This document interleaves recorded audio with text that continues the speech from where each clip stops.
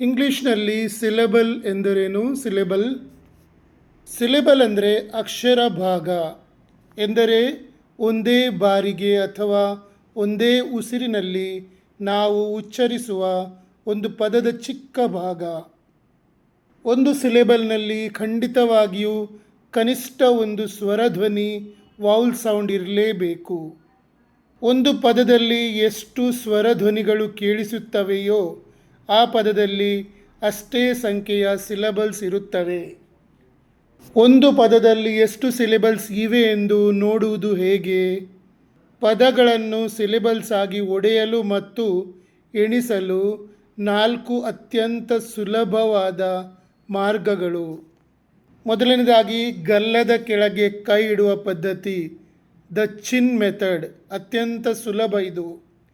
ನಿಮ್ಮ ಕೈಯನ್ನು ಗಲ್ಲದ ಅಂದರೆ ಚಿನ್ ಕೆಳಗೆ ಸ್ಪರ್ಶಿಸುವಂತೆ ಇಟ್ಟುಕೊಳ್ಳಿ. ಈಗ ಒಂದು ಪದವನ್ನು ಉಚ್ಚರಿಸಿ. ಪದವನ್ನು ಹೇಳುವಾಗ ನಿಮ್ಮ ಗಲ್ಲವು ಕೈಗೆ ಎಷ್ಟು ಬಾರಿ ಕೆಳಗೆ ತಾಗುತ್ತದೆಯೋ ಆ ಪದದಲ್ಲಿ ಅಷ್ಟೇ ಸಿಲೆಬಲ್ಸ್ ಇವೆ ಎಂದು ಅರ್ಥ. ಯಾಕಂದರೆ ಸ್ವರಗಳನ್ನು ನುಡಿಯುವಾಗ ಬಾಯಿ ಪೂರ್ತಿ ತೆರೆಯುತ್ತದೆ. ಉದಾಹರಣೆಗೆ ಕ್ಯಾಟ್, ಬಾಯಿ ಒಂದು ಬಾರಿ ಮಾತ್ರ ಕೆಳಗೆ ಇಳಿಯುತ್ತದೆ, ಹಾಗಾಗಿ 1 ಸಿಲೆಬಲ್. ವಾಟರ್, ಬಾಯಿ 2 ಬಾರಿ ಕೆಳಗೆ ಇಳಿಯುತ್ತದೆ, ಅಂದರೆ 2 ಸಿಲೆಬಲ್ಸ್. ಎರಡನೆಯದು ಚಪ್ಪಾಳೆ ಪದ್ಧತಿ, ದ ಕ್ಲ್ಯಾಪ್ ಮೆಥಡ್. ಒಂದು ಪದವನ್ನು ನಿಧಾನವಾಗಿ ಉಚ್ಚರಿಸುತ್ತಾ ಅದರ ಪ್ರತಿಯೊಂದು ಭಾಗಕ್ಕೂ ಚಪ್ಪಾಳೆ ತಟ್ಟಿ. ಉದಾಹರಣೆಗೆ ಡಾಗ್, 1 ಚಪ್ಪಾಳೆ, 1 ಸಿಲೆಬಲ್.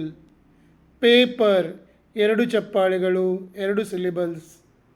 ಬ್ಯೂಟಿಫುಲ್, 3 ಚಪ್ಪಾಳೆಗಳು, 3 ಸಿಲೆಬಲ್ಸ್. ಮೂರನೆಯದ್ದು ಸ್ವರಧ್ವನಿಗಳನ್ನು ಎಣಿಸುವ ಪದ್ಧತಿ, the vowel sound method.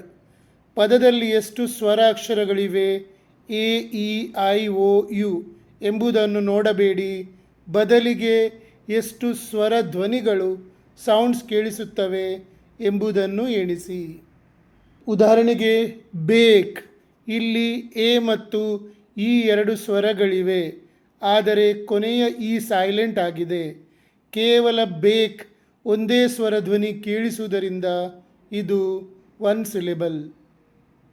Dinosaur, ಇಲ್ಲಿ 3 ಸ್ವರಧ್ವನಿಗಳು ಪ್ರತ್ಯೇಕವಾಗಿ ಕೇಳಿಸುತ್ತವೆ, 3 ಸಿಲೆಬಲ್ಸ್. ನಿಮಗೆ ನನ್ನ ಟೀಚಿಂಗ್ ಮತ್ತು ರಿಸರ್ಚ್ ಇಷ್ಟವಾದಲ್ಲಿ ನನ್ನ ಪೇಜ್ ಫಾಲೋ ಮಾಡಿ ಮತ್ತು ಶೇರ್ ಮಾಡಿ. ನಿಮಗೆ 3 ತಿಂಗಳೊಳಗೆ ಇಂಗ್ಲೀಷ್ ಮಾತನಾಡಲಿಕ್ಕೆ ಕಲೀಲಿಕ್ಕಿದ್ರೆ ನಾನು ನಿಮಗಾಗಿಯೇ ನನ್ನ 32 ವರ್ಷಗಳ ಅನುಭವ ಮತ್ತು 80,000ಕ್ಕೂ ಅಧಿಕ ವಿದ್ಯಾರ್ಥಿಗಳಿಗೆ ವೈಯಕ್ತಿಕವಾಗಿ ಕಲಿಸಿರುವ ಅನುಭವದಿಂದ ಒಂದು ಕೋರ್ಸ್ ರಚಿಸಿದ್ದೇನೆ. ಆ ಕೋರ್ಸ್ ಮಾಡಿದರೆ ನೀವು ಖಂಡಿತವಾಗಿಯೂ 3 ತಿಂಗಳೊಳಗೆ ಇಂಗ್ಲೀಷ್ ಮಾತನಾಡಲಿಕ್ಕೆ ಕಲಿತೀರಿ. ಆ ಕೋರ್ಸಿಗೆ ಜಾಸ್ತಿ ಫೀ ಇಲ್ಲ, ಕೇವಲ 899 ಅಂದರೆ 899 ಓನ್ಲಿ. ಅದನ್ನು ನೀವು ನನಗೆ UPI ಅಂದರೆ ಫೋನ್ಪೇ, ಗೂಗಲ್ ಪೇ ಮೂಲಕ ಕಳಿಸಿದರೆ ಯಾವತ್ತು ಕಳಿಸ್ತೀರೋ ಆಗಲೇ ಕೋರ್ಸ್ ಸ್ಟಾರ್ಟ್ ಮಾಡ್ತೇನೆ. ಈ ಕೋರ್ಸ್ ಮಾಡುವುದರಿಂದ ಒಂದಂತೂ ನಿಮ್ಮಲ್ಲಿ ಇಂಗ್ಲೀಷ್ ಮಾತನಾಡುವಾಗ ಇರುವ ಭಯ ಅಂಜಿಕೆ ಹೋಗಿ ಕಾನ್ಫಿಡೆನ್ಸ್ ಬರ್ತದೆ. ಎರಡನೇದ್ದು, ನೀವು ಮಾಡಿದ ವಾಕ್ಯ ಸರಿಯೋ ತಪ್ಪು ಅಂತ ನಿಮಗೆ ಗೊತ್ತಾಗ್ತದೆ. ಅಷ್ಟು ಗೊತ್ತಾದರೆ ನೀವು ಹೆಚ್ಚಿನವರು ಗ್ರ್ಯಾಜುಯೇಟ್ಸ್ ಅಥವಾ SSC PUC ಅಂತೂ ಕಲಿತೇ ಇರ್ತೀರ. ನಿಮಗೆ ಇಂಗ್ಲೀಷ್ ಎಲ್ಲ ಗೊತ್ತಿದೆ. ಈಗ ಬೇಕಿರುವುದು ಕಾನ್ಫಿಡೆನ್ಸ್ ಮತ್ತು ನೀವು ಮಾಡಿದ ವಾಕ್ಯ ಸರಿಯೋ ತಪ್ಪು ಅಂತ ಧೈರ್ಯ ಬರಬೇಕು.